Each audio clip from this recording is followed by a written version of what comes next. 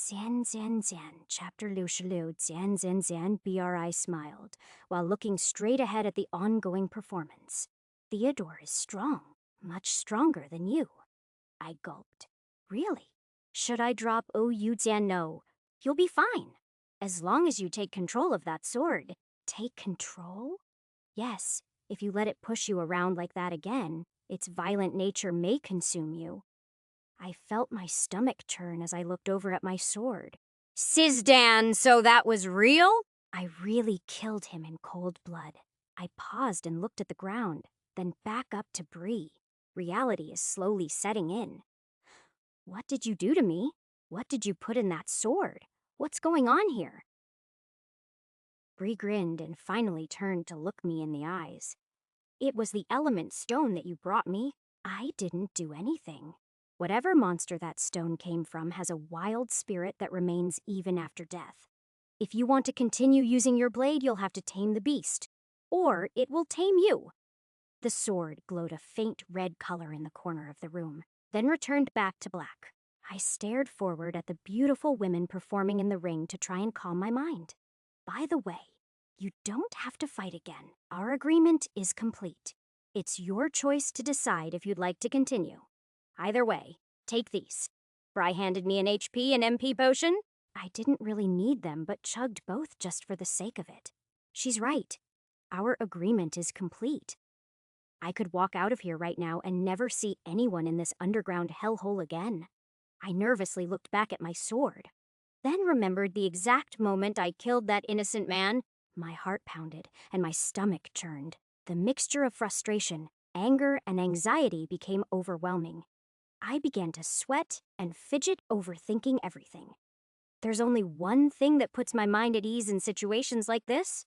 I'll fight. Bree grinned and turned back to the entertainment. Good.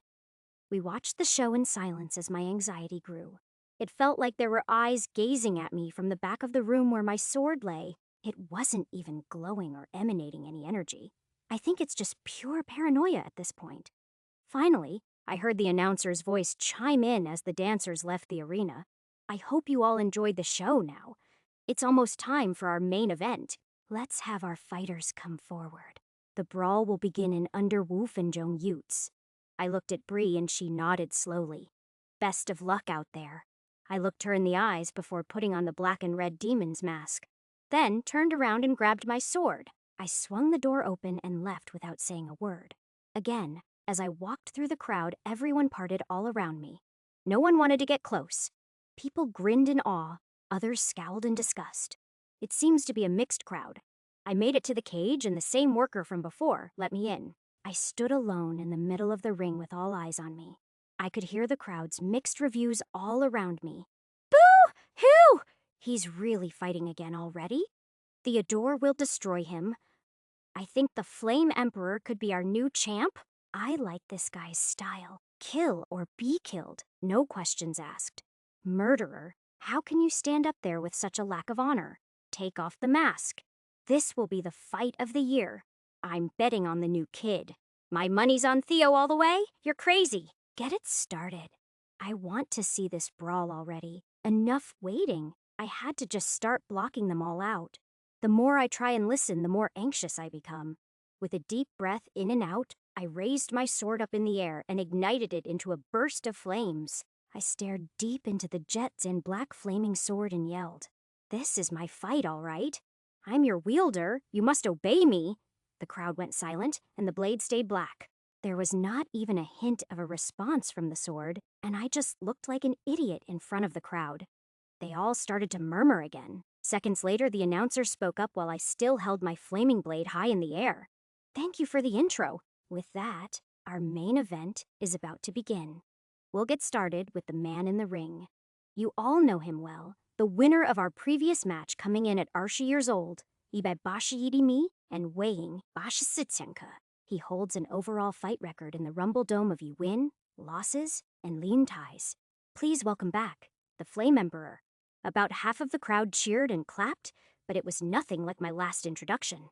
I looked around and bowed while giving them another burst of flames before bringing the sword back to my side. Now, the moment you've all been waiting for. Coming in at Arsha years old, 298미 and weighing 222cm. With an overall fight record in the Rumble Dome of Sishitsi wins, lean losses, and lean ties.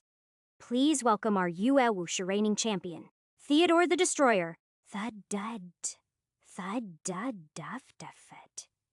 The door of the cage opened up and a massive man walked through. He wore a thick silver chest plate, an odd necklace with a large tooth hanging from it, wrist guards, high boots, and a gladiator Zen-style helmet that only revealed his eyes and mouth.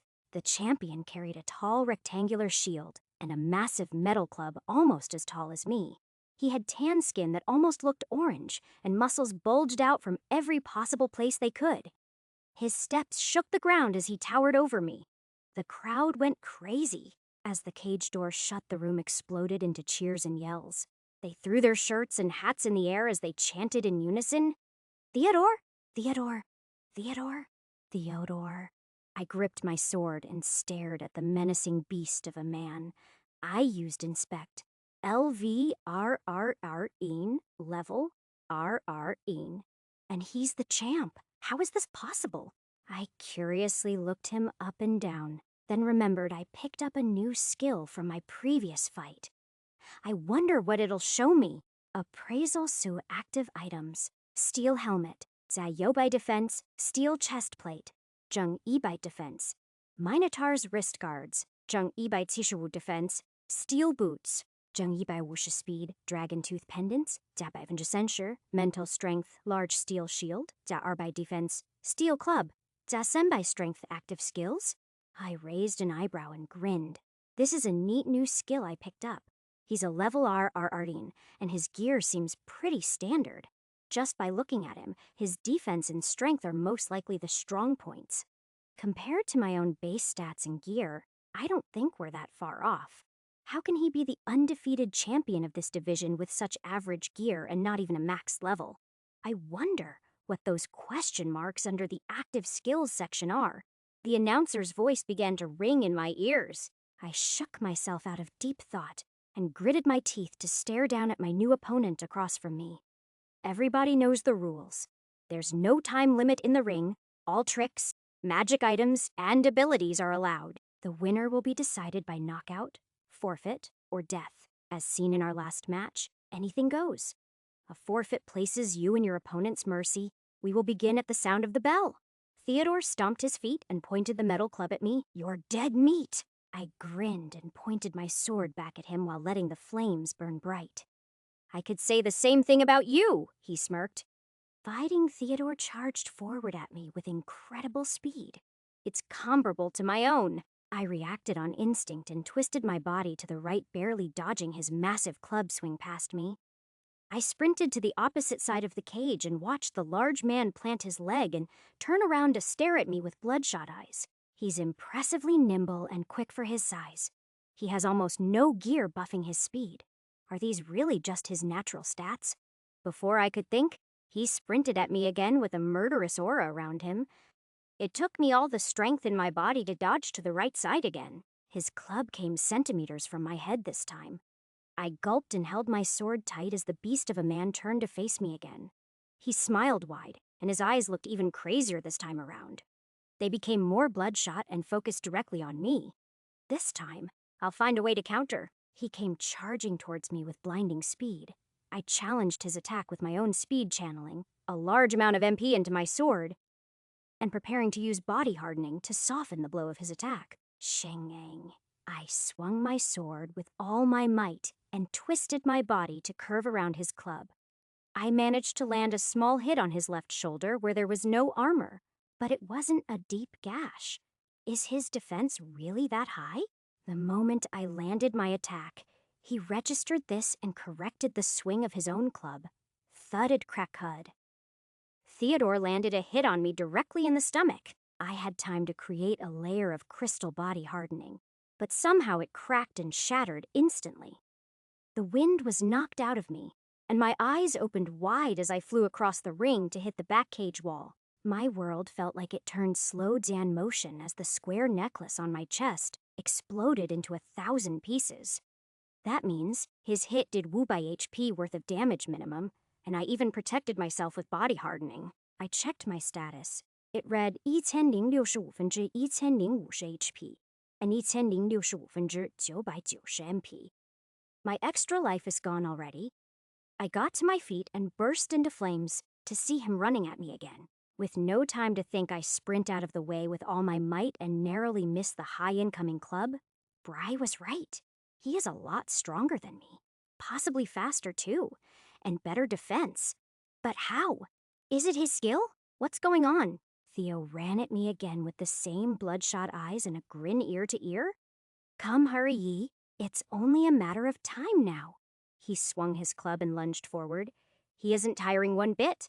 All I can do is dodge. He came at me 4 more times, and I swerved around his club, nearly getting hit with a fatal blow to the head every time. His precision is getting more and more dialed in with every attack. He may be right. It's only a matter of time. We stared each other down on opposite sides of the ring. I'm trying to stay focused as best I can, but the crowd is making a lot of noise. Come on! I came to see a fight. The Flame Emperor isn't so tough now. Theodore. Get him! He's almost tired out. What a wimp. Looks like the murderer has met his match. The whole crowd is turning against me, and all I can do is run. How did I get myself into this situation anyways? Thudded Crockacud! I got distracted. Theodore had run towards me and launched his usual frontal attack. I noticed after it was much too late. While hardening my abdomen and bracing for the impact, he struck my left side and sent me flying through the air to the backside of the cage again. The black crystal fragments flew everywhere, and I coughed up blood as I regenerated and stood to my feet as fast as I could. My status read out 1065%535 HP and 1065%875 MP. I gritted my teeth and glared at him. Theodore charged in again. I dodged, over and over. We played cat and mouse for another Sishermouth econ straight. The crowd booed me and chanted for Theodore as he tired me out. I attempted to use telekinesis at one point, but every time the blade got close, he easily swatted it away with his club or shield. It contains less mana when I'm not directly in contact with it, so I found it was just draining MP unnecessarily and stopped trying this attack method. Theodore has had enough of me. I can tell he's getting frustrated. You annoy me, kid. I'm gonna end it right here and now. He ran at me with his shield held in front of him and the club behind his back. I got in a comfortable position to get ready for a dodge to either side. Once he got closer, I decided to jump to the left. The moment I did, he awkwardly followed. With his shield up front, he swerved to the left. I continued to run, but he stayed close behind, zigzagging until we got closer and closer to the back of the cage. He pulled the club from behind his back and cornered me on the left and right side with his incredible wingspan. I gulped and scanned the area. His massive legs, shield, and club have me comply boxed in. Theodore raised his club in the air and yelled as he swung it down towards me. Klanga, the only thing I can do is block. I swung my fiery black blade up to meet his club. All that's left is a battle of strength and will. Instantly, I could feel his strength overwhelm me. I erupted into flames and forced as much MP into my blade as possible. Simultaneously, I plundered Theodore's MP to get a steady source of mana. His club overpowered my sword, and I'm being pushed to the ground, attempting to latch onto any bit of leverage I can manage. I yelled out to my only hope remaining, the sword in my hands. It's time! Fight with me! Theodore smirked and pushed his club down with more force as I pushed every last drop of MP into my blade. Come on! Sweat flowed down my face as the sword refused to answer. Obey me! Still! Nothing! Fine! I'll do it myself. I stopped sending MP into the sword and sent it directly to my own body, erupting into a ball of fire, woomy in diameter and covering my body in black crystals. We both yelled as Theodore's club crushed me under its immense weight, and I attempted to burn him to a crisp. Theodore jumped back out from my ball of fire as he landed his brutal attack. I let my flames dissipate and regenerated my broken bones. I checked my status again as I spit out a puddle of blood. It read 1065%20 HP and 1065%545 MP. I stood to my feet, and glared at the massive man in front of me as he patted out the flames, covering his body. He was burned all over, but didn't seem to be fazed by it. This is truly a monster. His eyes met mine, and I raised my blade. It finally began to glow red. Jian Jian Jian, Chapter 67, Jian Jian Jian. My vision is blurry, and my clothing is soaked in blood. Even after regenerating, most of my body aches with fatigue. That doesn't matter now, though. All I can think about is the man I have to defeat in front of my eyes. My blood is boiling, and adrenaline is pumping through my veins. Even though I'm face to face with death, I feel like I can take on the entire world. It is exhilarating. This feeling is what I fight for. The sword in my hands is glowing brighter than I've ever seen it shine. There is a strong sense of bloodlust emanating from it. But I'm putting out a ferocious aura of my own. As our raw emotions clash, it seems the beast within the sword recognizes my intentions.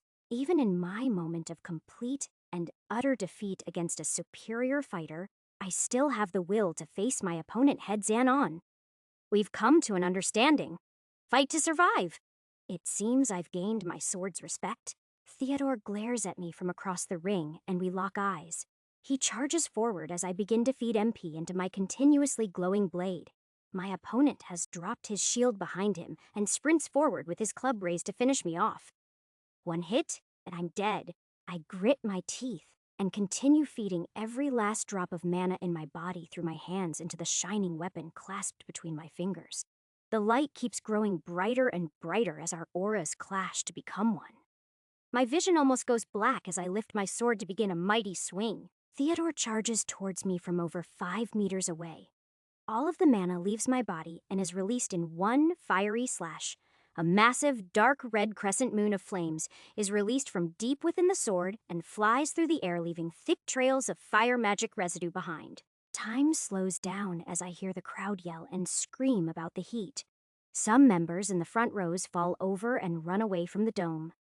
Theodore's eyes open wide, and his face becomes distorted as the fiery slash rockets toward him.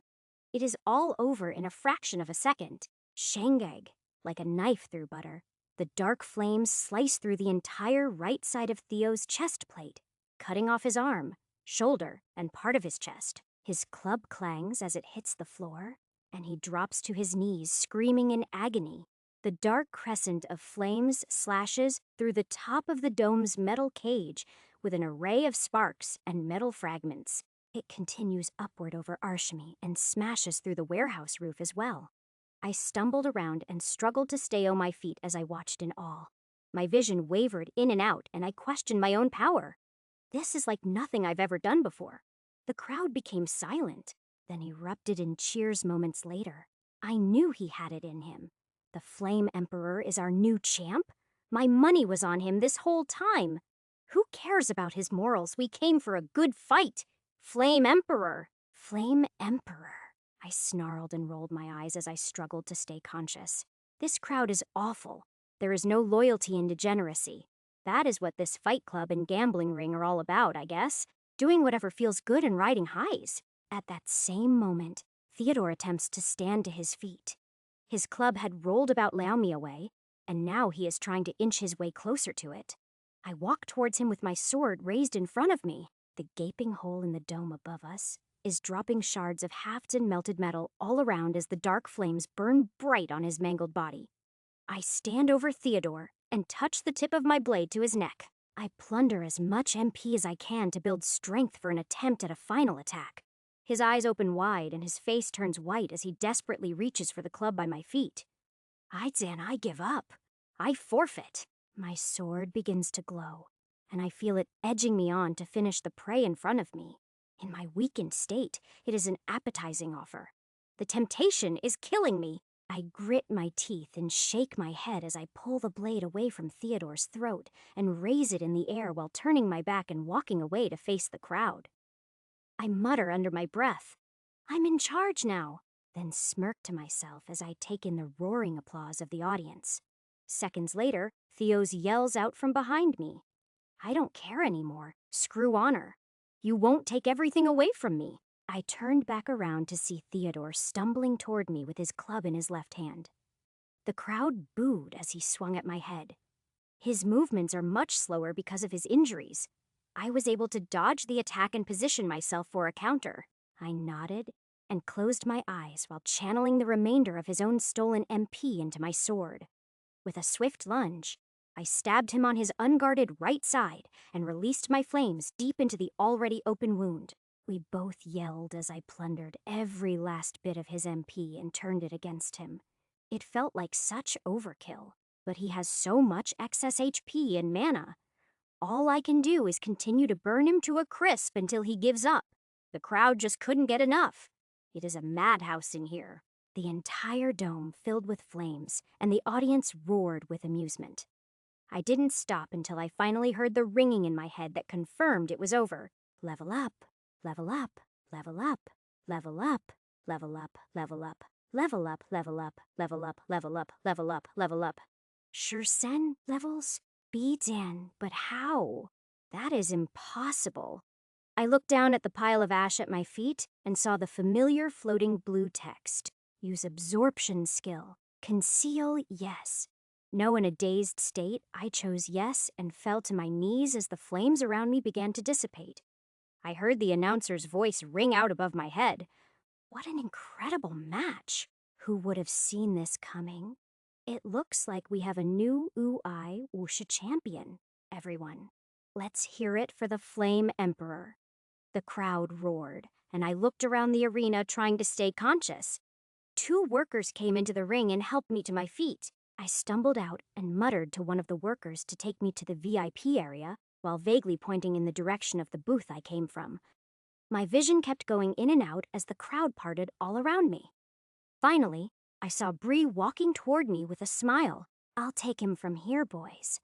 Yidzan, yes, Ms. Brianna. Again, she put her arm around my shoulder and walked me back to the VIP booth. Bree handed me an HP and MP potion. I chugged them both before we even walked inside. Once we did, she shut the door and I collapsed on the padded seats. Looks like you were able to control the beast in the end. Good job. I opened one eye to look up at her. Yeah, I'm going home, she laughed. Let me at least walk you out. I grabbed my sword and shoved it into my item storage. Take me to the surface, then I'm leaving. If I ever do business with you again, I'm bringing all the gold in this entire city. Never again. Will I accept a mindless condition instead of paying? Bree smirked. Pleasure doing business with you too. Zan Zan Zan. Chapter 68 Zan Zan Zan. We let the crowd die down and disperse before exiting the arena. I kept my mask on to avoid being identified. No one's going to know who I am, but it is just better for people to not associate my face with an illegal underground fight ring champ. Bry leads me into the main market. We walked no more than Wu by me and made a hard left to a nearby heavy metal door. It is attached to a staircase upwards. We climbed the stairs, and I found myself in the back of an old wooden tavern. I put my mask in item storage, and Bree spoke up as we walked in. Table for ye. It is Ms. Brianna. An old short man hobbled over with both of his eyebrows raised high. Yes, ma'am. Right this way. She smiled at him. Feed this young man and treat him well. I appreciate you, Franklin. He nodded and turned to me. Follow me, sir. Bree turned back towards the stairs and waved.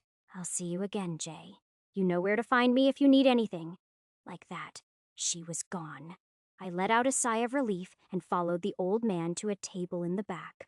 Once seated, I didn't even bother to look at the menu. Just bring me your special of the day. I'm not picky. I appreciate the kind gesture. Of course, coming right up. The tavern is pretty much completely empty. I took out my sword and placed it against the wall beside me. It glimmered jets in black and didn't give off a scent of consciousness. I patiently waited and opened up my status out of curiosity. Status open. Die name. J Soju level. 225 HP. 1130分之1130 MP. 1130分之1130 Strength. 545正420 Speed. 646正388 Agility. 672 Defense. 481正192 Mental Strength. 545正109正153 Skills. Absorption Swordsmanship. Combat Magic. Fire Summoning. Inspect Special Grade. Enemy Detection Body. Hardening special grade, self-regeneration spatial magic, item storage, plunderer tele, kinesis appraisal special grades conceal items, equipped. Golden wolf ring by Zheng, Arshamental strength cyclops, eye pendant by Zheng Sisher, defense, dark elf boots by Zheng, Liu Shi speed, the flame emperor's sword, fire aspect by Zheng Ti strength, by Zheng Arshaba mental strength, interesting. As I studied my new stats, I realized my sword's buffs increased slightly. The only reasonable explanation is that it is growing with me. I've seen enough improbable things today already. I guess this makes sense too. I'll have to ask someone I trust about this another time. My newest skill also intrigues me a bit. I whispered, conceal under my breath, and a blue box of text appeared next to my status. Use conceal? Yes. No, I chose yes. Enter changes, level HPMP strength, speed agility defense, mental strength skills items, equipped buffs, other revert to original. I touch my right index finger to my status, and a digital keyboard appears before my eyes. I'm able to edit my status. While mesmerized by my new ability, the old man finally came over to my table with a steaming plate of meats, rice, and vegetables. Here you go, sir. Enjoy! I smiled and nodded to him, then raised an eyebrow. Hey, 1 second. What do you see when you look at this? I flipped my status window over to him, and he took a look. Status open to name J Soju level 250 HP 1255分之1255 MP 1255分之1255 Strength 605正200 Speed 720 Agility 650 Defense 505 Mental Strength 605 Skills Swordsmanship items equipped Minotaur's Sword 正200 Strength. Well, sir, it looks like you're a very strong swordsman. I didn't know Minotaur dropped swords. That must be a rare item you have there. Congratulations on hitting level Arbai Woos, though. That is a big accomplishment. I grinned ear to ear. Appreciate it. Thank you. The man bowed and walked away to let me enjoy my meal. I stared at my status and activated Conceal again. Use Conceal. Yes, no. I chose yes. Enter changes level HP MP strength, speed agility defense, mental strength skills items, equipped buffs. Revert to original. I chose revert to original, and my status changed back to its true stats in front of my eyes. This solves so many problems. When I put my sword back into my item storage, I realized I didn't have my item box on me. Bree really kept it. She just wants me to come back so she can torture me more. I rolled my eyes but grinned at the same time. It is kind of funny. I hope I see her again someday. I just need a lot more gold before I ever walk through her front door. I happily finished my meal and felt a lot better. The old man eventually took away my empty dishes and walked me out the front door, refusing to let a friend of Brianna's pay. I got outside and realized I'm still on the totally opposite side of town. There were shining silver buildings way off in the distance, so I decided to begin walking that way. It took almost an hour to get back to the familiar tourism, Xian-filled residential area of the city. While walking, I had a lot of time to think over my current situation and new goals. I'm going to tone it down for the next week or so. I just spent the majority of my money and have been getting myself into some really insane scenarios recently. It'd be best to slowly level up for a while and stack cash. With my new sword and stat increases, I'm sure grinding out the Minotaur dungeon will be a breeze. I walked through the front doors of the inn and was greeted by a friendly face. Back so soon? How was your day off? I laughed. He has no idea. Great. Great. By the way, any news on the surge today? Any big reports? He shook his head. Not much.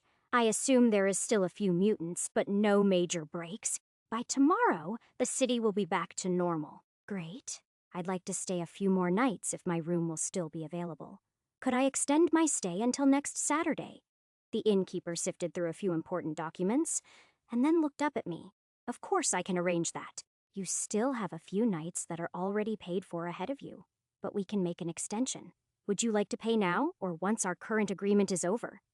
I rummaged through my item storage and pulled out Sen Mouse Ilver to place on the table. How is that? He nodded and wrote something down on his papers. Great, you're booked until Saturday morning. Enjoy the rest of your stay. With a smile, I made my way back up to my room and straight into a hot shower. Afterward, I lay on my bed staring out the window admiring the view while resting my eyes for no more than Arshifindron Utes. I'm physically tired from my fights earlier today, but there is no way I can fall asleep for a full night just yet. I hopped out of bed, then stretched my arms and legs. Why not? I'll go raid a dungeon. Without thinking much more, I made my way downstairs and toward the dungeon hub. It wasn't very crowded, and all the raid restrictions had been lifted. The innkeeper was right. The surge has mostly passed. I checked in at the main hub and made my way down to the D-Class platform. I took a look at the dungeon list. There are a lot of interesting options, but returning to the Minotaur dungeon seems like the safest bet for now. I boarded the train and entered the dungeon less than 10分钟 Utes later. While wandering around the dungeon for about Launsausher, I encountered Wu groups of Minotaur. They all ranged from level Yo-Wu to Yo-Jo-Wu. Some were in groups of R, others were in groups of R, others were in groups of Sen. Fighting them was too easy with my new sword, boots, and the general increase in stats from leveling. My sword hasn't even glowed red once, nor have I had to use much fire magic at all. They dropped Shisenmeme Ana crystals, and a large axe in total. After these smaller battles, I decided to check out the boss room. When I arrived, it appeared to be completely normal. The portal is light gray, meaning there is no sign of a mutant boss. With a shrug, I jumped through. As I remembered, the boss room looks like an open plain. The initial wave is T-Minotaurs. This time around, they were all normal spawns ranging from level Ibai Joshat Zandlambai. I easily defeated them before the boss even arrived. They dropped Teamy Ana crystals and no axes. The boss appeared moments later, and it actually looked rather menacing. Compared to the death matches I was in hours ago, though, this feels like a walk in the park. I used Inspect and Appraisal, Arsan Si, active items, Steel Axe, Zheng Liang Bai Arshiwu Strength, Steel Wrist Guards, Zheng Ibai Cishiwu Defense active skills. None. I completely outpaced the monster and lit it up with fiery gashes all over. It took about Liu Miao wings. The beast was defeated without landing a single hit of its own. I've significantly improved. Level up, the boss only dropped a mana crystal. I wasn't lucky enough to get anything else. Once collected, the white light transported me back to the dungeon's start point. I turned right back around and decided to clear the whole dungeon again before it got too late in the day. Ardern Wusausher. Hours later, level up.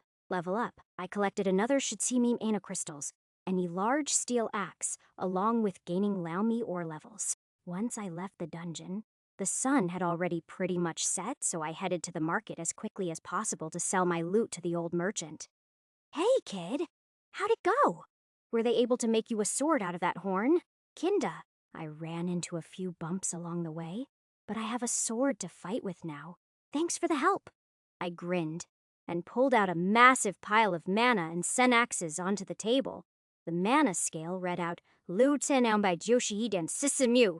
How much do you want for it all? Ye gold, Arshimalf Ilver, and a small item box. What happened to the last one? I rolled my eyes. Long story. The merchant chuckled to himself as he counted out my coins and placed them on the counter along with a brown pouch.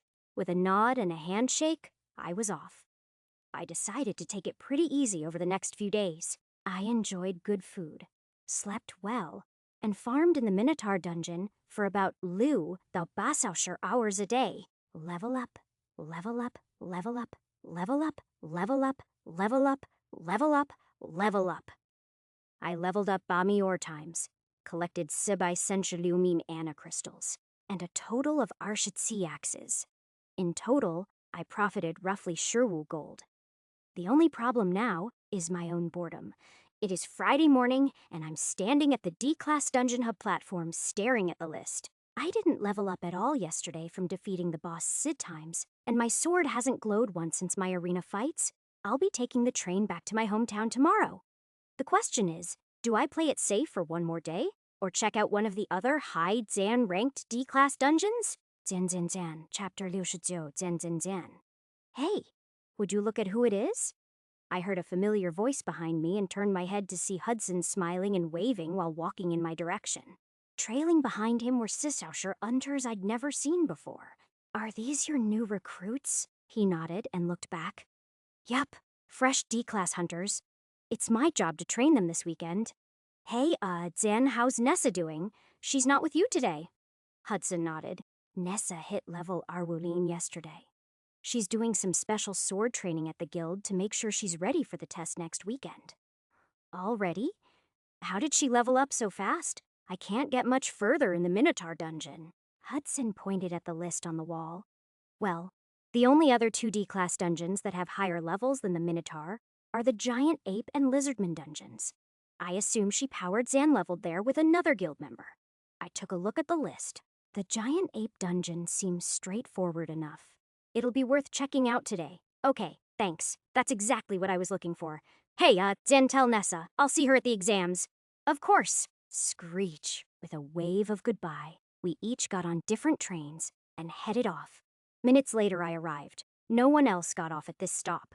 It looks like this dungeon isn't very popular. I made my way up the escalator and took out my sword before jumping through the floating blue portal.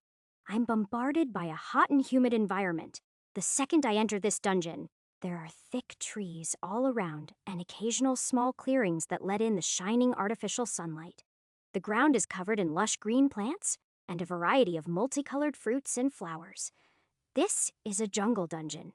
It's pretty cool. I walk deeper in with slow, cautious steps, but this eventually turns into faster jogging as I get more comfortable with the terrain. It takes about Arshifinjonutes before I encounter my first monster. As I'm walking along the jungle floor, I see many trees shaking violently in the distance and ready my blade. A dark brown creature comes flying out of the top of the trees, swinging on branches, and squares up with me on the jungle floor about Arshimim away.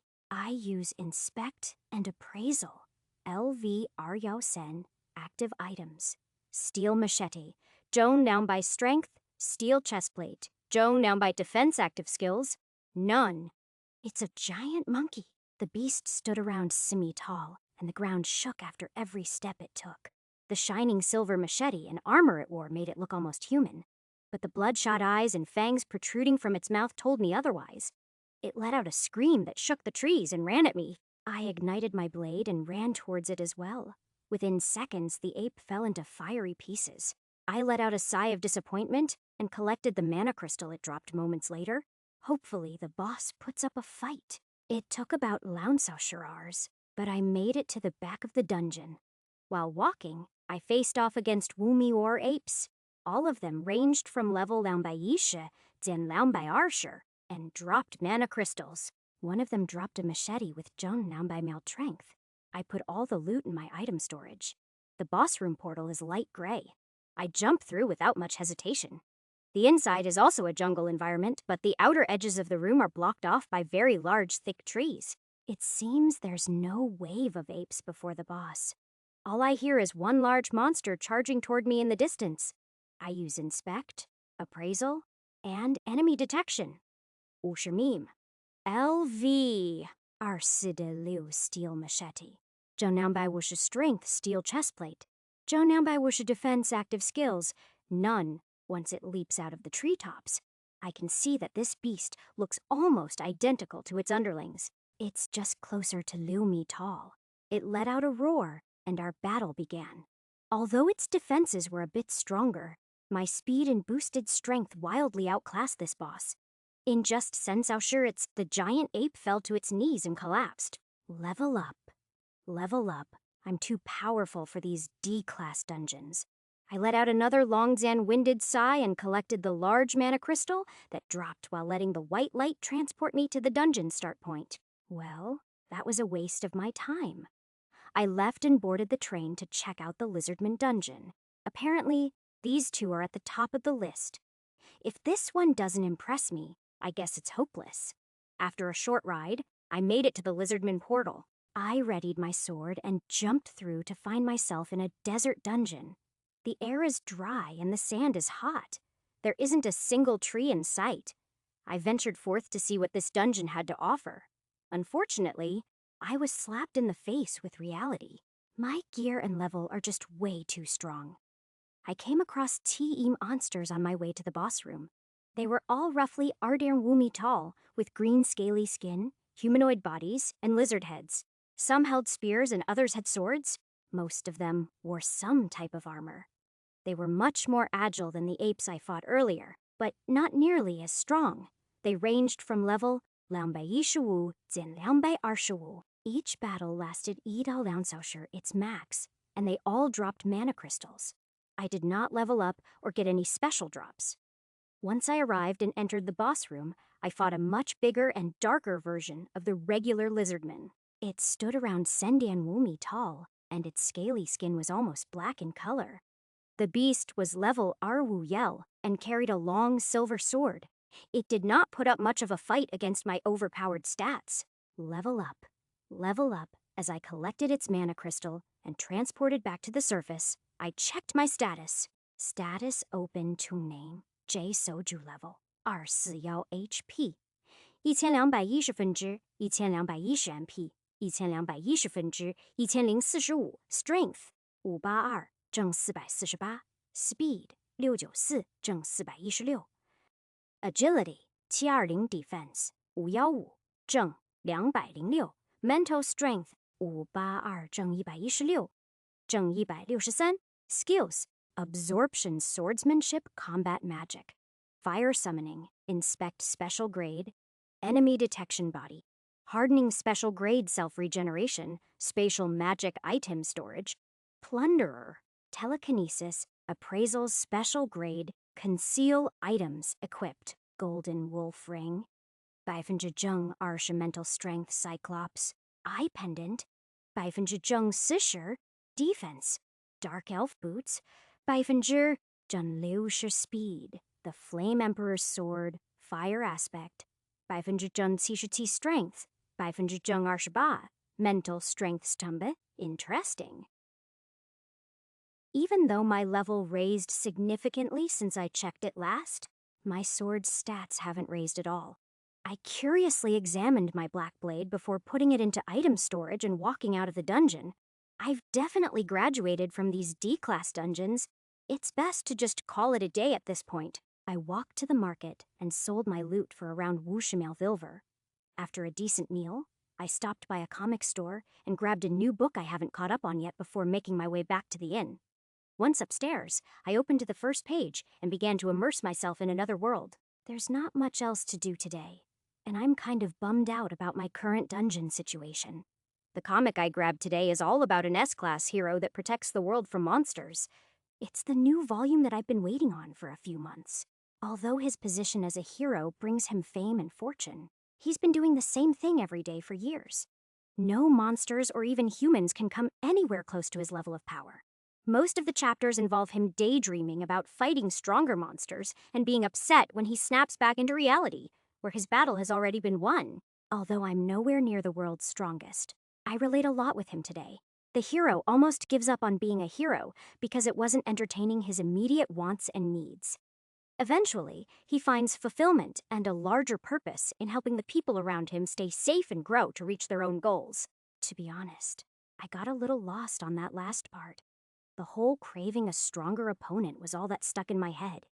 The end of the comic left us readers with a cliffhanger, hinting that there may be a villain of much greater magnitude than he ever imagined. Of course, I can't wait to buy the next volume. With that, the sun slowly set, and I fell asleep dreaming about fighting my own world's ending monster. I woke up with the rising sun and hopped out of bed to make my way downstairs. I hope you enjoyed your stay, sir. Please do come again. I nodded to the innkeeper and left him the room key. I had a great stay, thanks. After a quick breakfast, I hopped on the train and watched the buildings, trees, mountains, and lakes whiz by on my way back to the countryside. Screech. A few hours later, the train came to a halt at my stop. I stepped out and looked around. This place doesn't feel the same at all anymore. Everything is so small. I walked back to my old apartment building and climbed the steps to my door. There's a note on the handle. You're welcome, Jay. You owe me one? Zanem. It's Maria's handwriting. But I owe her one for what? I opened my door and walked inside. Looking around, this place is a mess. There are clothes on the ground and old water bottles all over the place. Not to mention my standard of living has significantly increased since leaving here. This old wooden Zian-floored Laumiel Ilvermonth apartment is not going to cut it. I have to get a new place. Scratch that. I need to move to the city for good. I tidied up the apartment a bit before deciding to head off toward Paceguild to check in on everyone. About half an hour later, I walked through the front door. The woman in the lobby greeted me with a surprised look on her face. "Welcome back, Jay. I thought you vanished for good." With a sarcastic stare, I replied, "Yeah, you wish. Is Jack in today?" "Sure thing. He just organized our morning raids. I'm sure he'd love to meet with you." Knock on his office door. With a nod, I walked down the narrow hallway and knocked on Jack's door. It swung open moments later, and I was greeted with a smile. "Hey, it's you. Welcome back. You look a whole lot different." I walked into his office as he motioned for me to do so. "Really? What's changed?" He stared at me for a moment. "It's your eyes. They've definitely seen a bit more action since the last time we met." We both grinned at each other. I can't tell if he's just greasing me up or genuinely complimenting my improvement. Either way, I'll take it. Well, the capital just seems like the place to be. I'm going back. I just thought it'd be best to check back in. Plus, I know you had something you wanted to talk about last week. Could it have been the C-class exams? Jack sat down at his desk. "Are you close to level Arwurin?" I nodded. "Yep." "Well, that's great to hear. I can send in your application today. Although you aren't very active in our guild, it would still be appreciated if you competed under our name." I raised an eyebrow. "Competed under your name?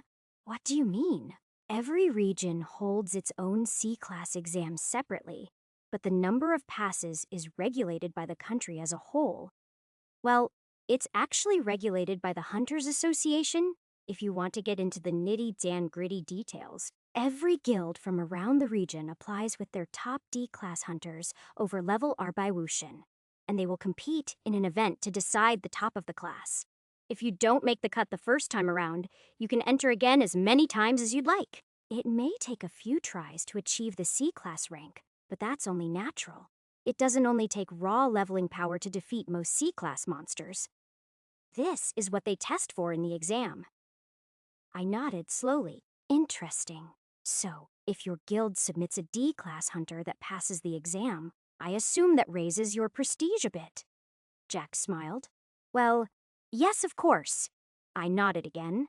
"Sign me up. I'll be more than ready in a week." "Great." We locked eyes and shook hands. Then Jack spoke up.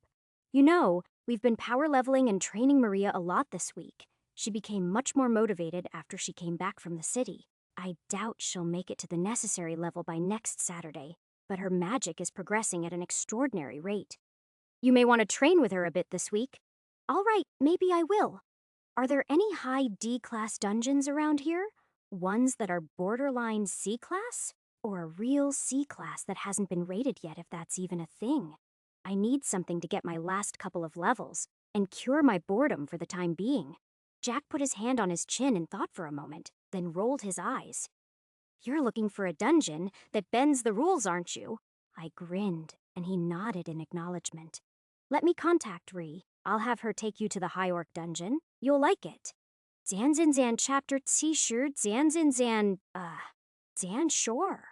Sounds good to me. Jack left the room and came back around Wolfenjong Utes later. They should be back from a raid within the hour. "You'll have to wait around for a little while." I nodded. "That's fine." Jack looked me up and down. "Ray told me you got a new sword at the city center. Want to go to the training rooms real quick? I'd love to see how much you've improved." Swordsman to swordsman. I grinned. "Sure, but I'll have to go easy on you." "Hey, come on now." We both walked out of his office and entered the white sand-walled room. Once I drew my sword, Jack's eyes lit up. "Oh, Danhuao, look at that." He drew his sword as well. We began to spar casually for almost an hour. Neither of us used full strength, of course, but we had a good time. Clashing blades with a swordsman is like sitting down and listening to their whole life story. I learned a lot. "Good warm Danup. You're not half bad." Jack smirked and wiped the sweat from his forehead. Oh yeah, breaking Sen practice swords in less than an hour is what you call a warm-up. I glanced at the shards of steel in the corner of the room. Not my fault. This sword is so strong. We both had a good laugh and sat down by the resting area and replenished our HP and MP. Knock, knock, knock, knock. Knock. The training room door opened, and two familiar faces popped their heads through. Jay! Welcome back! Maria came running in with a full set of lightweight armor on head to toe. Ray poked her head in close behind. I instinctively used Inspect and Appraisal as she ran toward me. Elv, Yo Wudil, active items! Steel sword, Jung Ibai Arshawu strength, steel chestplate. Jung Ibai defense, steel wrist guards.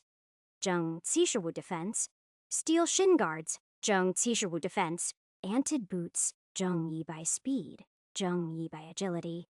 Golem's pendant, Baifinja Jung censure mental strength, active skills. Combat magic, ice summoning. She wore light sand-colored clothing under the thin sheets of steel armor plates that fit around the curves of her body perfectly. Also, level Yao Yao Wu Liu. Jack wasn't kidding. She's been powered Zen leveling like crazy this week. Maria jumped through the air and put her arms out wide. Moments later, she hugged me tight. I returned the favor. This is a surprise. Good to see you too, Maria. She dropped down to her feet and looked up at me with a smile that quickly turned to a mildly annoyed pouting look. Did you get my note? I raised my hands in the air with a confused look. All these emotions at once caught me off guard. I'd Xanda. Yeah, why? You were gone so long you didn't pay your rent, Jay. Our landlord was knocking forever. Oh, I'd Zan. I paid it for you, so you're good. With an embarrassing looking on my face, I sifted through my item box to pull out some silver. Let me pay you back. I'm sorry about Zan. Nope, I don't want your money.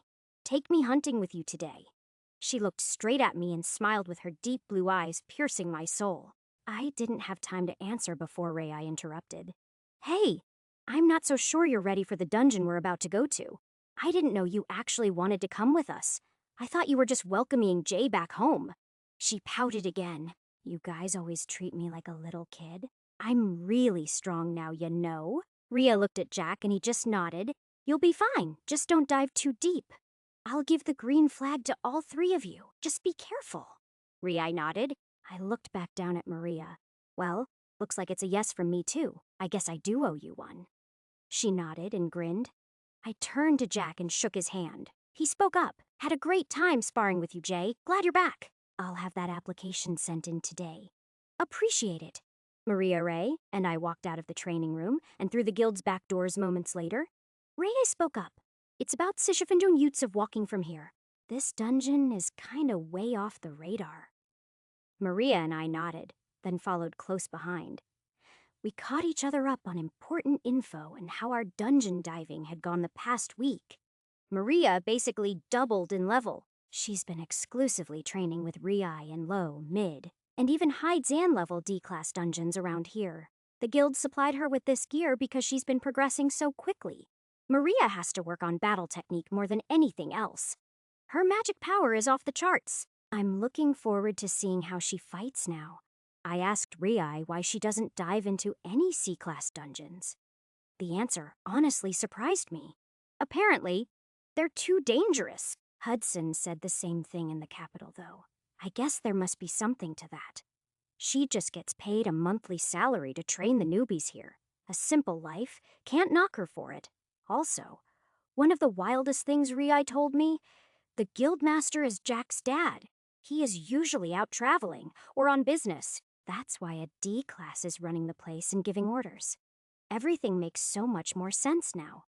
As we walked and talked, the course Riai took us was way off the main road. There's a large forest area with a few medium Zen-sized mountains south of our town. Apparently, there are a few old and abandoned privately run guild dungeons up here. Just a little further. If I remember correctly, it's right over here. Rhea pointed to an opening in the tree line, and we walked through. On the other side, we came across a small wooden shack. The door had a small sign on the front that read Property of the Pace Guild Zan Do Not Enter. It creaked open as we walked inside. The shack is empty with a blue portal floating at its backside. We all drew our weapons and switched into battle mode while walking through. I looked around in awe. New worlds never get old. The ground is completely black and made out of a material I'd guess is some kind of hard stone.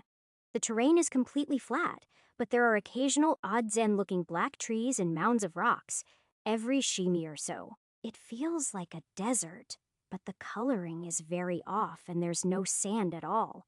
The lack of green just makes me think there's no life in here. The sky is a light orange color, and the dungeon itself is reasonably well zen lit. This has to be one of the weirdest dungeons I've ever seen. Maria nodded and looked around while holding her sword tight. I agree. What is this place? Ray spoke up. Keep your eyes peeled. Anything can happen in here. As long as we don't face the boss, I'm able to handle most monsters in here solo. I'll let you two fight and only step in if you need me. Maria and I both nodded. We all walked further into the dungeon. Like clockwork, Arshifinjung Yutes or so into our trek, I felt a sinister presence approaching. I used Inspect, Appraisal, and Enemy Detection, Tishirmin. LV, Arsilio, active items. Steel Mace, Zheng, Lianbai Wuxia Strength. Steel Sword, Zheng, Lianbai Wuxia Strength. High Orc Heavy Armor, Zheng, Senbai Defense, active skills. Berserker. My eyes opened wide as I watched a beast appear from behind a pile of rocks. Rie jumped backward and motioned for us to take it on. I looked at Maria, and she looked back at me. Let me at it. I got this. I gripped my sword and stared at the beast running at us for a moment, then back at Maria. She nodded at me with a serious look on her face. I stepped back and let her take the lead. All you. I'll be your backup. She grinned and started sprinting toward the oncoming beast. With a worried look on my face, I watched her closely getting ready to step in at a moment's notice. The high orc charging at us is about Sendir Wumi tall. It's not as massive as some of the other beasts I've seen, but there is something menacing about its appearance. The monster is swinging a spiked mace around in its right hand and has a sheathed sword on its left leg. The dark green skin almost looks brown and ripples over the defined muscles below.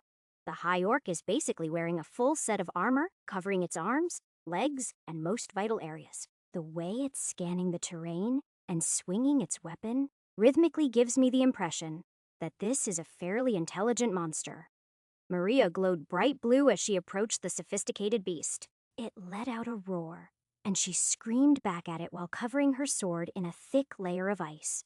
I could feel the temperature around us begin to lower, and the ring of blue light around her began to grow larger. Everything within Wumi of her is being affected. The trail of ice behind her is thick and shows no signs of melting. The high orc and her collide moments later. I can't believe the sight in front of my eyes. As the orc swings its mace, Maria shoots a wave of ice at its oncoming weapon. The beast freezes in its tracks. Literally, the entire right side of its body, including the mace, is covered in a thick layer of ice. It lets out a roar as she begins to run past. It was all over in an instant.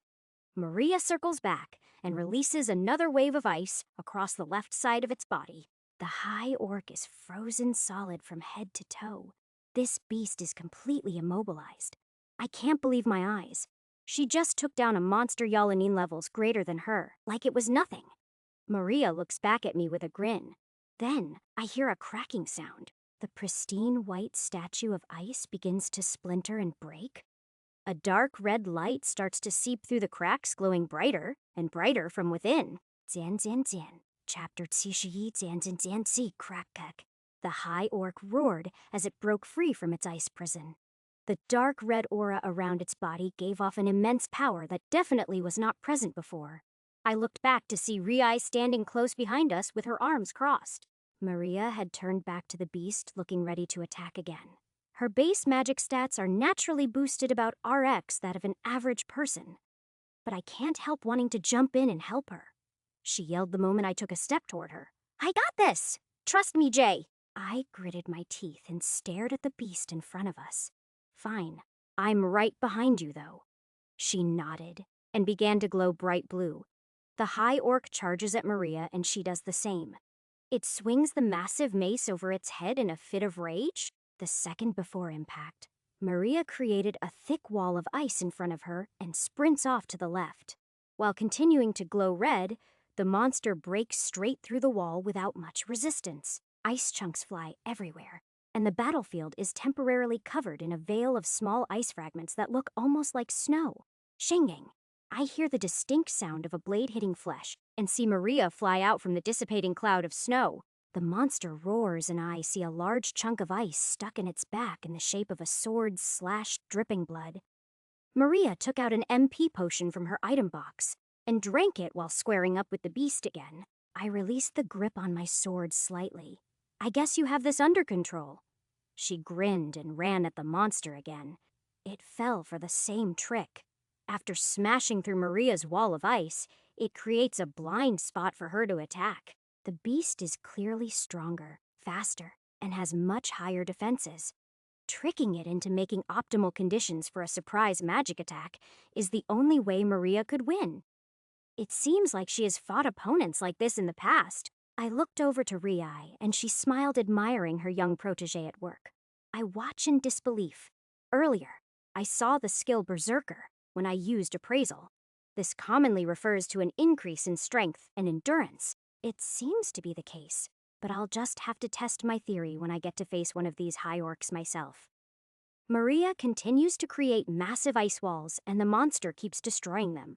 She lands cheap shots, whenever possible leaving ice residue behind after every slash. It is clearly hurting the beast, but very slowly. She has drank CMP potions so far and landed about sure good hits on the high orc. It is slowing down as the ice magic seeps deeper into its body. The game of cat and mouse continues. Maria makes walls, and the beast knocks them down. This only leads to the walls of ice being blown into more pieces, and the eruption of snow gives Maria even more cover. The more hits she lands, the more effective each one becomes, leaving deeper icy wounds all over the orc's body. Doing so just makes it more angry and irrational, continuing an endless loop. With a final slash to the back of the head, the monster finally falls to its knees. Maria takes this opportunity to release a large amount of mana into the beast and covers it completely with ice. She doesn't stop until it freezes solid. With a confident downward swing of her blade, the high orc shatters into 1,000 tiny pieces. Maria drinks her Tite MP potion and turns to Riai and me with a big grin across her face. I just gained Arshasen levels. Now, that was a good fight. Ray clapped slowly, and I watched the ice fragments disappear with the remains of the orc. A mana crystal drops and Maria picks it up. You know, I'm impressed. You've really improved. Thanks, I told you I've been training hard. Look at this. Maria opened her status and turns it to show me. Status opened. Name, Maria Cortez level, 179 HP, 705%705 MP, 705%705 Strength, 388正125 Speed, 421正100 Agility, 404正100 Defense, 395正100正75正75 Mental Strength, 797正239 Skills, Combat Magic, Ice Summoning Items, Equipped, Steel Sword,正125 Strength, Steel Chestplate,正100 Defense, Steel Wrist Guards,正75 Defense, Steel Shin Guards,正75 Defense, Enchanted Boots,正100 Speed,正100 Agility, Golem's Pendant, 100% Censure Mental Strength. My eyes open wide. That explains a lot. Your magic is still off the charts. She smiled and blushed a little. Just like that, Maria has become one hell of a fighter. Her overuse of MP is alarming, but it works. That mental strength growth rate is insane. I'm sure she can handle the same high orc with ease now. She'll only get exponentially stronger with every new superior opponent. We all venture off further into the dungeon while I'm stuck deep in thought. Maria and Rie explain what kind of training they've been doing in more detail. As we walk, it is mostly sword skill work, lower-level D-class dungeons for funding, then higher D-class raids once she has enough MP potions saved. The guild isn't just throwing money at her, she has to work for it. I guess that is good. This dungeon is the most difficult one she has ever faced, but it seems like it won't be an issue. Almost half an hour passed. Finally, another high orc appeared. My turn. Riai and Maria stepped back as I drew my sword. The orc that appeared looks almost identical to the one earlier. I use Inspect and Appraisal. LV, RC Ba active items. Steel Mace. Joan, Lianbai Wushi Strengths. Steel Sword. Joan, Lianbai Wushi Strength. High Orc Heavy Armor. Joan Senbai Defense Active Skills. Berserker. I make the first move and charge straight toward it. The beast follows my lead while swinging its mace in a rhythmic fashion. Clang, surprisingly, we're almost equal in strength. If anything, it may be a little stronger. Clang. I entertain the monster while gauging all of its abilities. My speed and agility are far greater. I'm not worried about getting hit at all. I ignite my blade and run around its backside after our second collision and land a fiery hit without much effort. I plunder MP and leave a solid amount of fire residue behind. The orc lets out a roar and flails its spike mace around in circles trying to hit me. I jump backward and we stare each other down about shoo me apart. It snarls and begins to glow dark red. I grin. One hit is all it takes for you to get pissed. Huh. Let's see what you've got. The high orc charges at me in a straight line with its weapon swinging wildly in front of it. The ground shakes as it comes closer. Out of curiosity, I run at it and raise my blade. As our weapons collide, I'm completely overpowered. The weight of its mace combined with its newfound strength sends my sword attack flying to the side.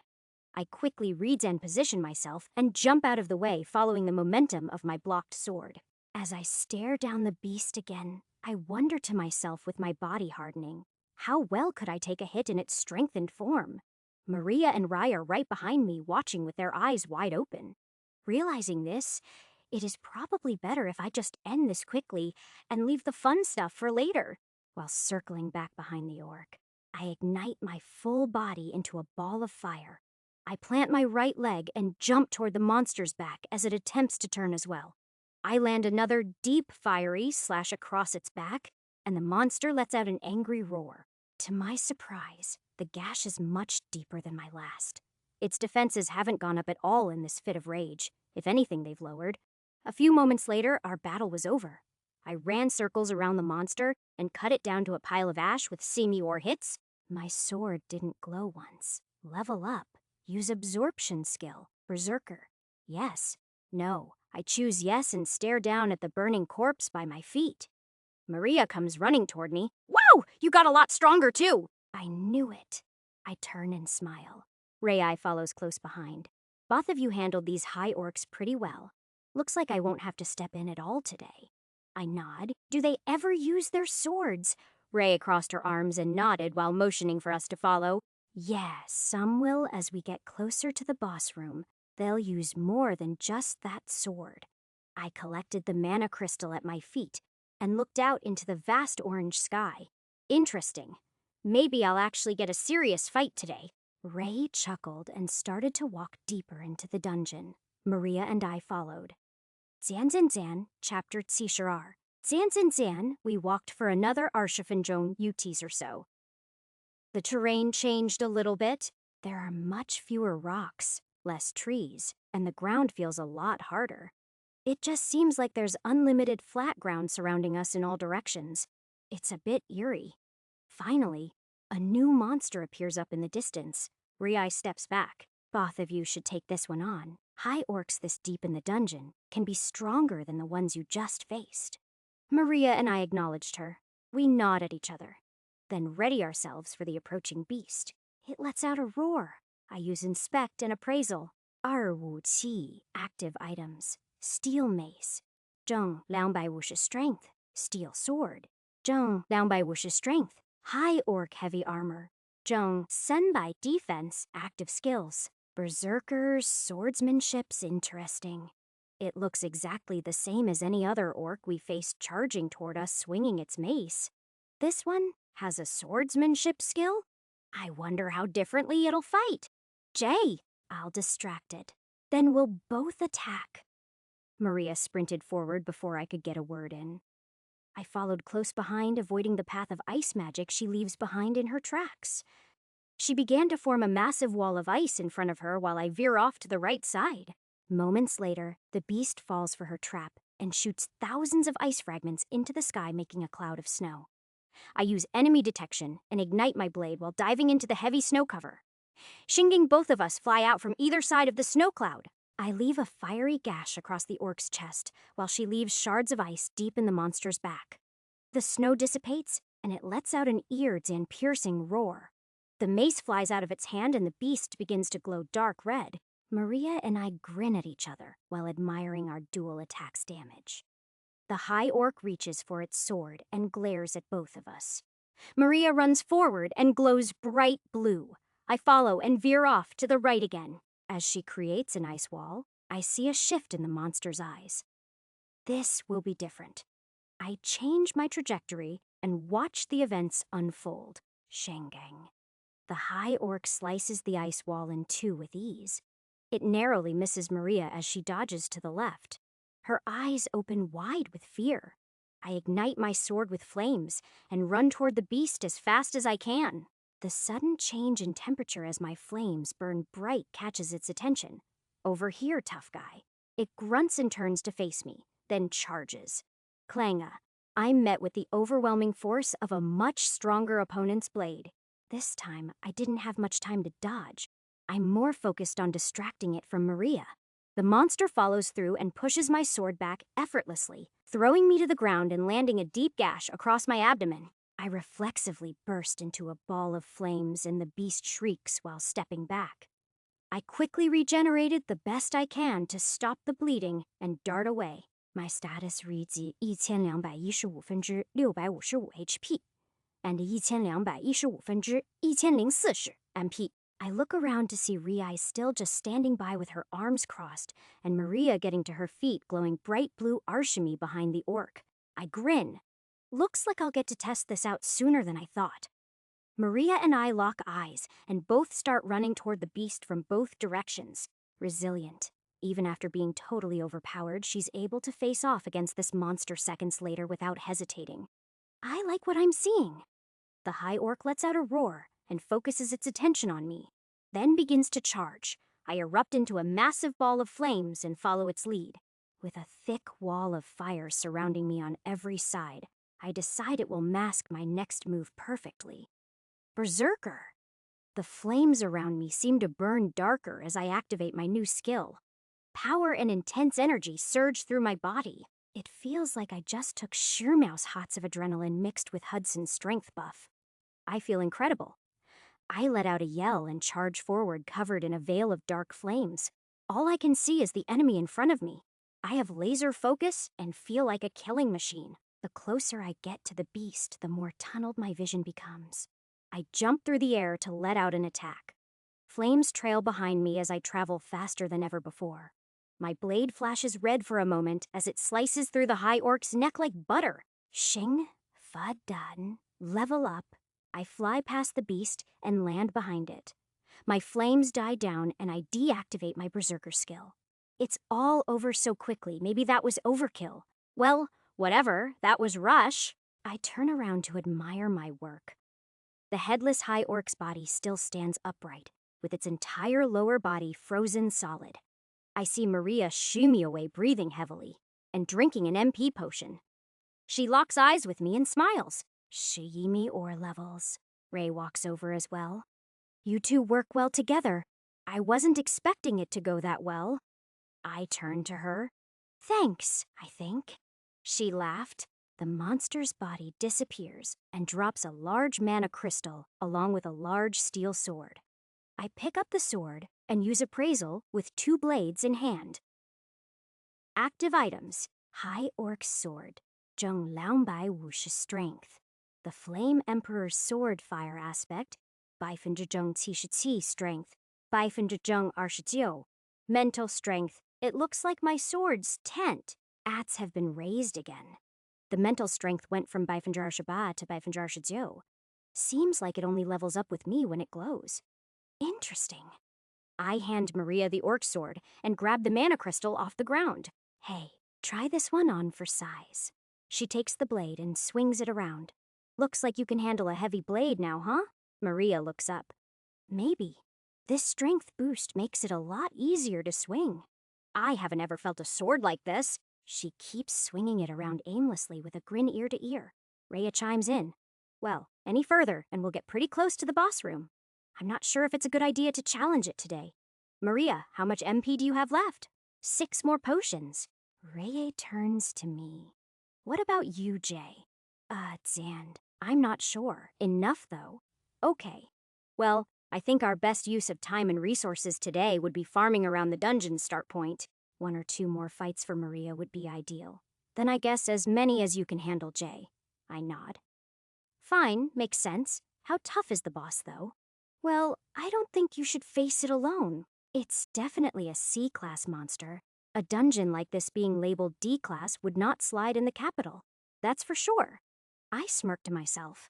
Good to know. Maybe we can face it together sometime this week? She looked at Maria and me curiously. Maybe.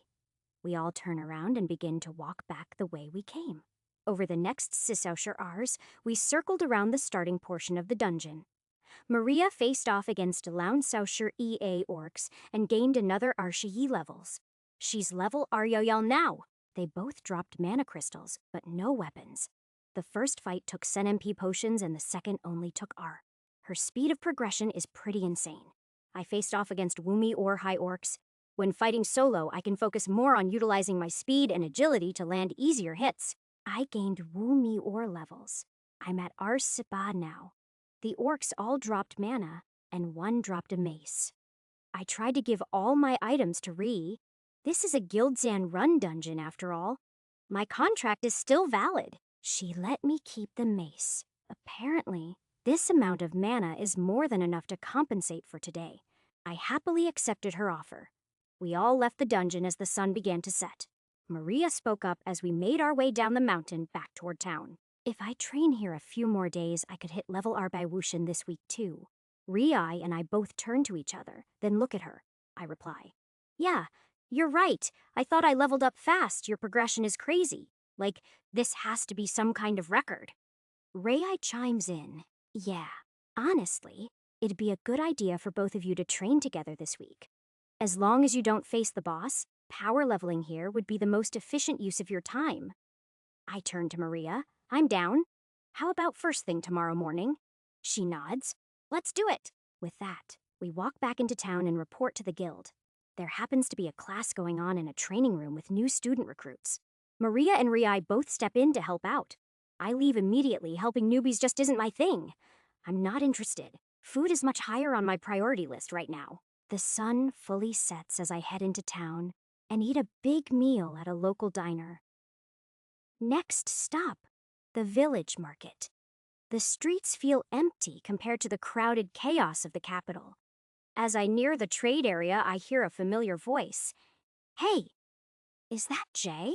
My old merchant friend recognizes me from a distance. It is. How's business? He nods, slow recently.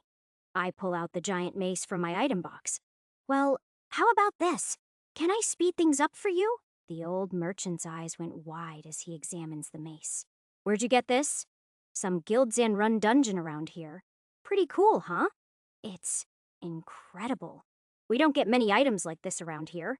At the auction, I'm sure this could go for over ye gold, but Xan. I interrupt. Name your price. I know it'll be way under auction pricing. You have to make a profit too, especially around here. The market must be volatile. He nods. Appreciate it. Would you take Sishawumel silver? I eye the items in the back of the shop. How about sure MP and sure HP potions? D-class if you have that much. His eyes lit up. Sure thing, right away. And the old merchant rummages through the shop's storage and comes back with handfuls of potions.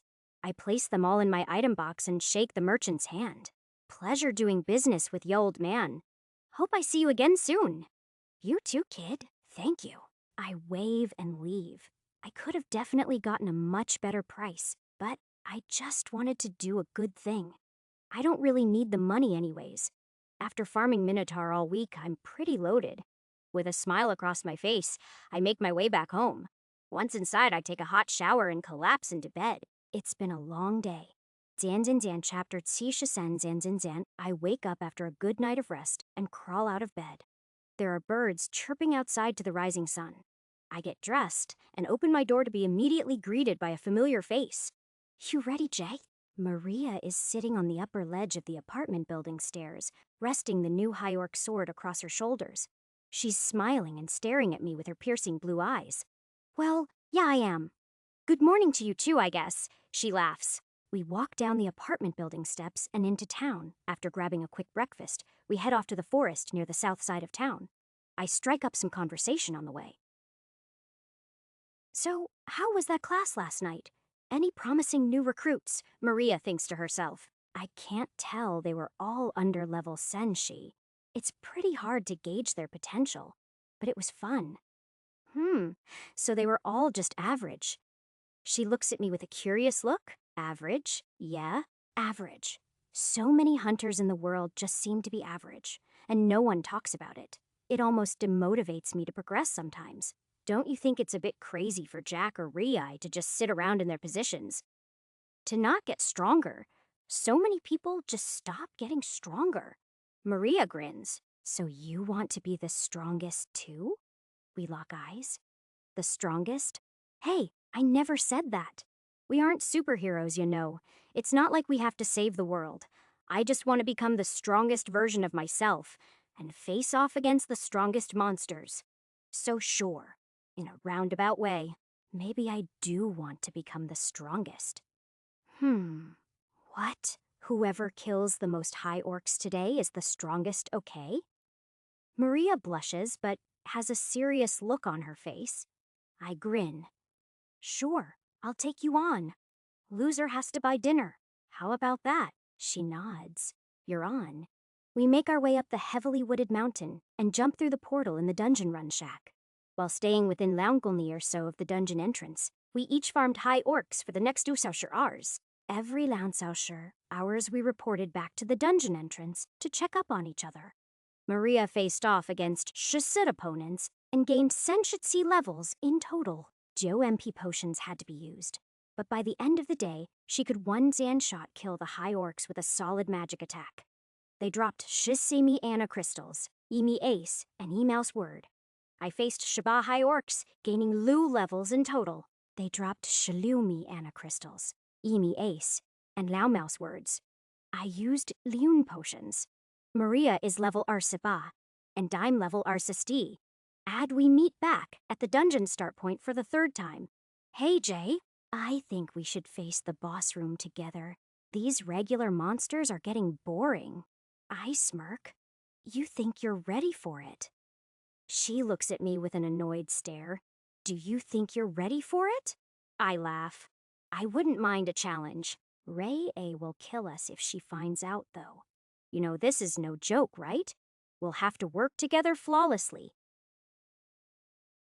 I know what a life or death battle is. I'm ready, and just won't tell Rei. I can handle myself. She crosses her arms and looks me insight in the eyes. Hey, I'm just making sure we're clear. This isn't going to be a walk in the park. How many potions do you have left? Maria sifts through her item box. 4 more. That should be enough if we're fighting it together. I nod. Great, I have extra if needed. Maria raises her sword toward the back of the dungeon and stares off into the sky. Let's go. Her eyes seem different than I remember. She's hungry for battle. Something changed in her recently. In my opinion, it's for the better. I raise my sword to match her energy, just like our first day hunting together. Let's go. We walked deep into the dungeon. Only Sen high orcs appeared on our way. I let Maria take them out because she seemed more eager to do so. Each battle was over in an instant. With one touch of her sword, she's able to turn these orcs into frozen white statues that fracture into pieces with a single swing of her blade. It's pretty crazy to consider it took TMP potions and half an hour for her to defeat one of them just yesterday. Finally, we make it to the floating gray portal. Without hesitation, we both jump through. The sky is dark orange, almost red. The ground is Jetson black, completely flat, and goes off in all directions further than I can see. Maria and I stand side by side looking deep into the void. I gulp. This is weird. Yay. Cautiously, we both walk further into the boss room. About 7分钟 later, a rumbling can be heard in the distance. I use enemy detection and inspect. 200米 LV 258 LV 259 LV 259 LV 260 LV 260 500米 LV 295 1000米 LV Sen. My eyes open wide, and I yell to Maria. We have company. There's a pack of Wu coming our way, and more behind them. Maria nods, and we both charge forward to meet the enemies. Senshimiao later, we are face to face with Wu dark red glowing high orcs. Some of them are swinging a mace above their heads, and are handling swords. I burst into flames and activate Berserker, while veering off to the right towards the two swords and wielding orcs. Maria veers off to the left, creating dense ice chunks everywhere she steps to take care of the other Sen. I'm able to bob and weave my way through the angry monsters with my speed and agility. They're no better than the normal mobs outside the boss room. Moments later, the two sword users are nothing but ash on the ground, while the mace users shatter into 1,000 tiny ice fragments behind us. We look back at our work and grin while locking eyes for a fraction of a second. Then, we hear an ear-and piercing roar in the distance. A behemoth approaches us from the horizon, and I use my inspect skill again, along with appraisal. LV Arjo Wu, active items. Steel mace, Zheng Senbai strength steel sword, Zheng Senbai strength steel helmet, Zheng Senbai defense, steel chestplate. Zheng Senbai defense, steel wrist guards. Zheng Laobai defenses, teal boots, Zheng Yibai speed, Zheng Yibai agility active skills. Berserker swordsmanship, this one might put up a decent fight. A massive high orc appears in front of us and draws its huge sword. The beast stands around Wumi tall and has much darker skin than the smaller orcs we just defeated. Its armor is shining silver. It looks very thick and durable.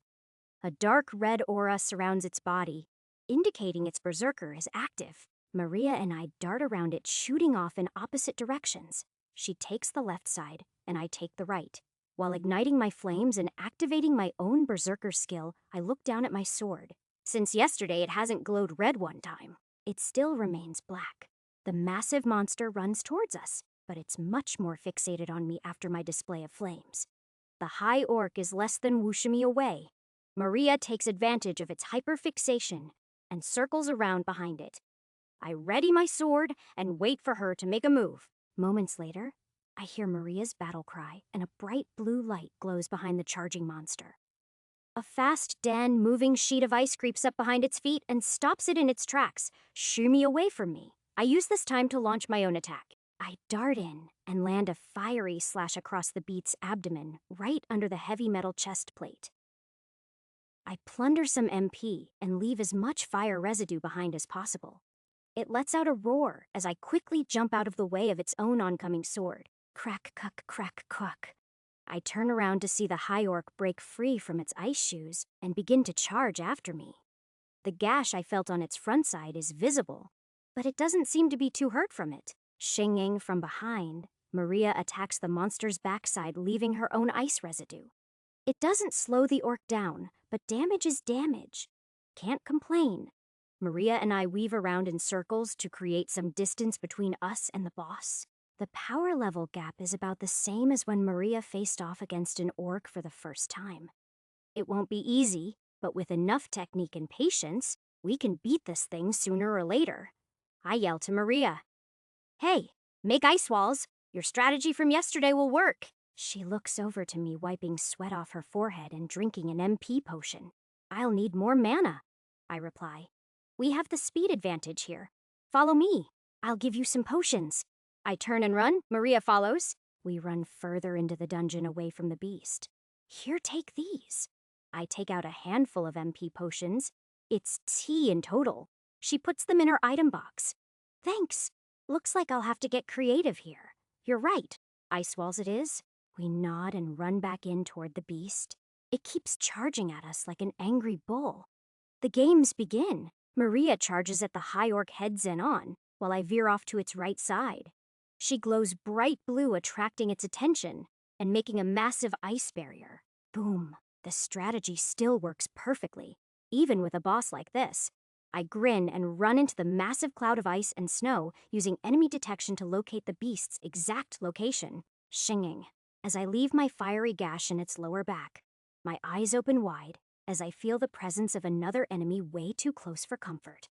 Inspect and enemy detection read out these numbers. 10米, LV, 295, 100米, LV, Sen Sensei.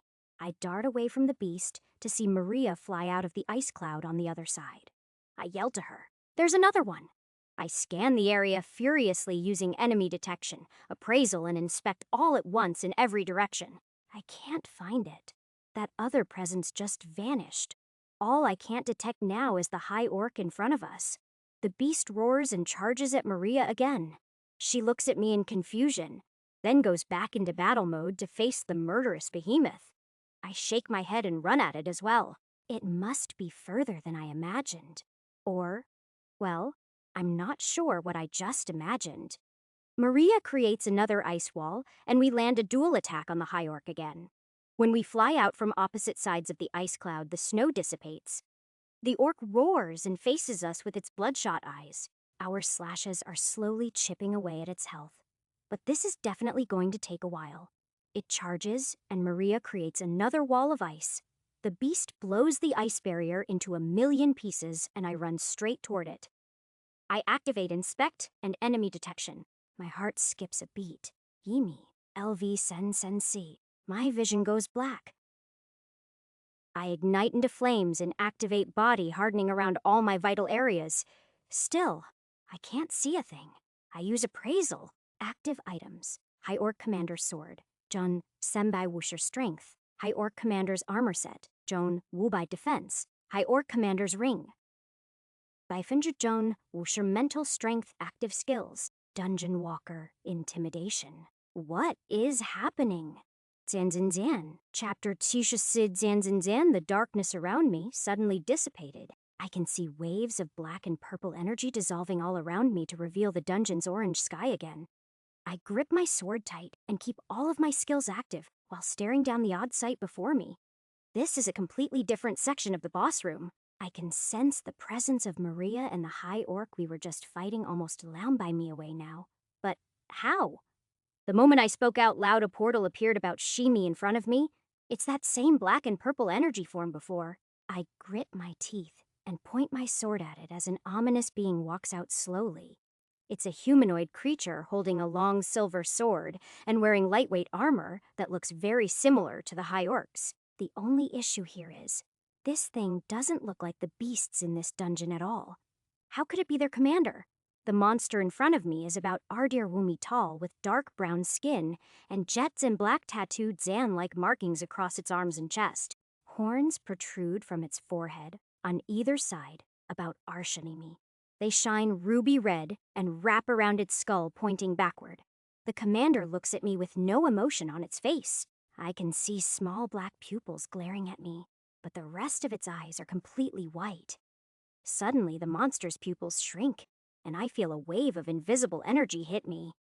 Sweat runs down the side of my face, and the monster begins to walk around me in circles very slowly. I'm frozen with fear. My legs won't move the way my mind tells them to. What is this? Sheng. The commander gracefully draws its sword and slashes me across the chest. Blood spurts everywhere, and I take a huge deep breath in as the pain releases me from this trance. I jump backward, regenerating my wound and igniting my body into flames. My status reads 1275分之855 HP and 1275分之1120 MP. The monster slowly circles around, looking at me with its calm, white eyes. Then a wave of fear hits me again. I'm frozen. It's like prey caught in the gaze of a far superior predator. All the possibilities and strategies of battle are rushing through my head, but for some reason, my body won't react. It's like I'm stunned, completely helpless until the spell is released. It charges forward. Shing again. The sword cuts deep into my abdomen. Blood pours out and I'm released from the curse. I jump backward, regenerating while coughing up blood. I glare at the beast while checking my status again. It reads 1275分之435 HP and 1275分之1110 MP. I tightly grip my blade and start to run at it, but am stopped dead in my tracks moments later by a wave of fear. Sheng! A clean shot to my neck. My eyes open wide as I fall to my knees. The commander watches over me calmly. Blood pours out as I desperately regenerate and grab an HP potion from my item storage.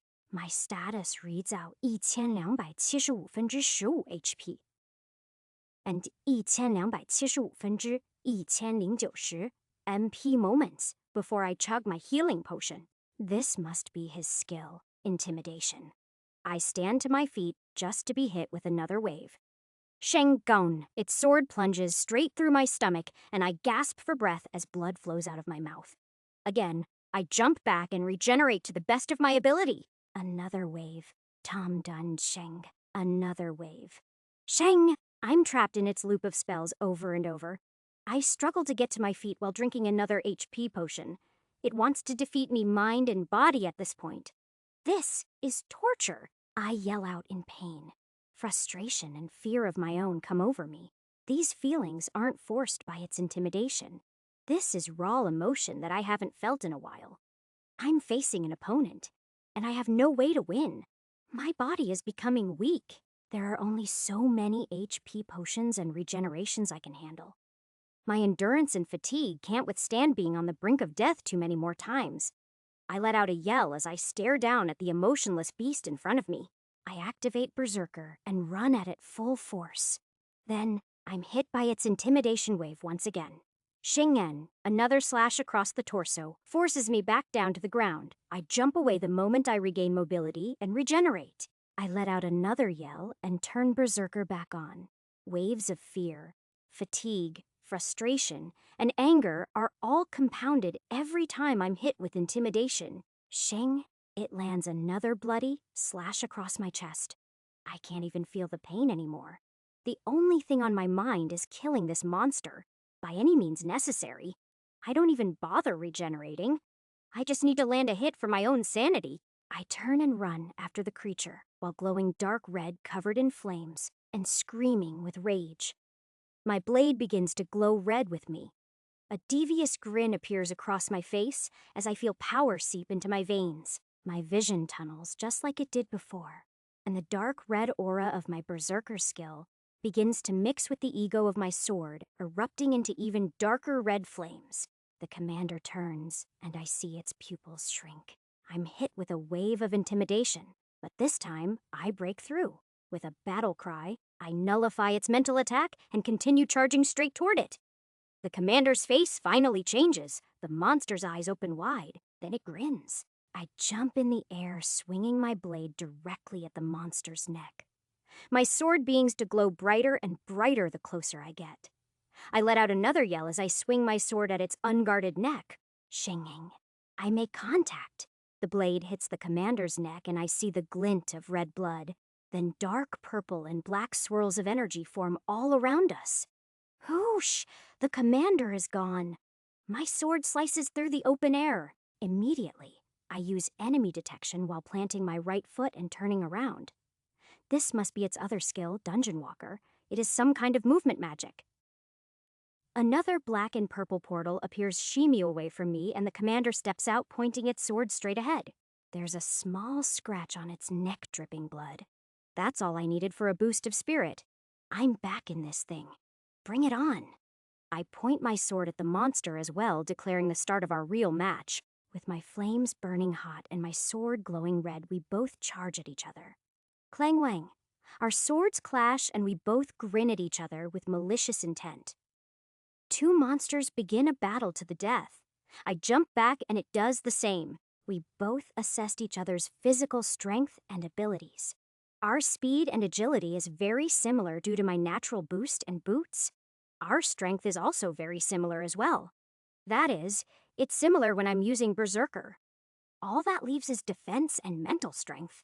Its armor is much better than mine. It most likely has me beat in defense stats, but I have a ton more HP potions, so it shouldn't matter that much. It'll all come down to a battle of abilities. We stare each other down again from about Shumi away. Then we both charge. Sheng. Sheng. The moment I step forward, it does too, but into a portal of darkness appearing less than a meter behind me, stabbing a blade right through my back. I cough up blood as the monster dodges my counter, Zian swing and runs back to a safe position. While regenerating, I chug an HP potion and keep my eyes locked on the savage. Didn't see that one coming. It grins and grunts while charging at me again. I return the favor. Every Shimiao econs or so, I'm hit with a wave of intimidation. It's getting easier and easier to fend them off. My theory is I'm getting more focused on battle, and my sword's ego combined with my own makes us stronger than before. My mind cannot be controlled. Shenging, I'm hit with another blade in the center of my back and fall to my knees. My movements, on the other hand, it's definitely controlling those right now. I activate enemy detection and regenerate while facing the beast again. Focus. We charge at each other. I'm fully prepared for an attack from the rear this time. It won't fool me again. I turn at the last moment and block the commander's blade. It takes a step back and disappears into another portal. My eyes scanned the entire dungeon around me. It's nowhere in sight.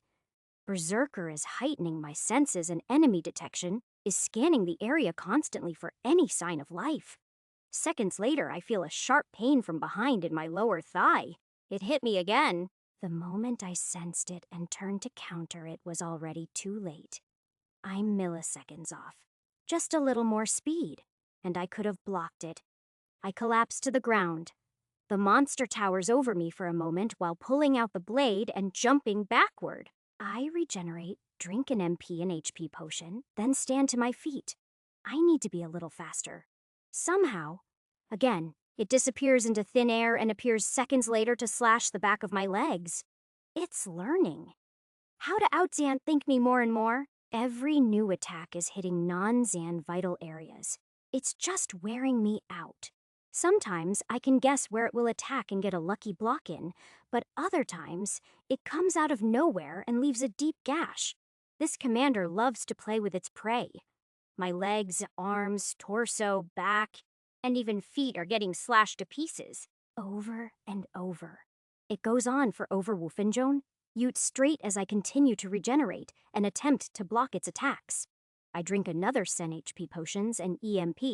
My Berserker skill, flames, and enemy detection are still active. My blade keeps glowing brighter and brighter, but it's useless if I can't even land a hit. I'm exhausted, fatigued, frustrated, and scared. But for some reason, excitement still flows through my veins. Even in a time like this, I'm still grasping onto a glimmer of hope and enjoying the rush of battle. Each time the commander appears, I get another try at increasing my reaction speed. I'm almost there. It's just outpacing me by fractions of a second every time. The monster disappears into its dark cloud again, and I activate enemy detection. The boss room goes completely silent. All of a sudden, I feel a large presence in the distance fade away, then hear a familiar ringing sound in my head. Level up, level up, level up, level up, level up, level up, level up, level up, level up. Velop level up, level up. I leveled up Shar times. Did Maria beat the boss? Wait, if that was the dungeon boss, then what is Diant? Clang at the last moment. I sense a sword appear behind me and turn to block it. A perfect clash.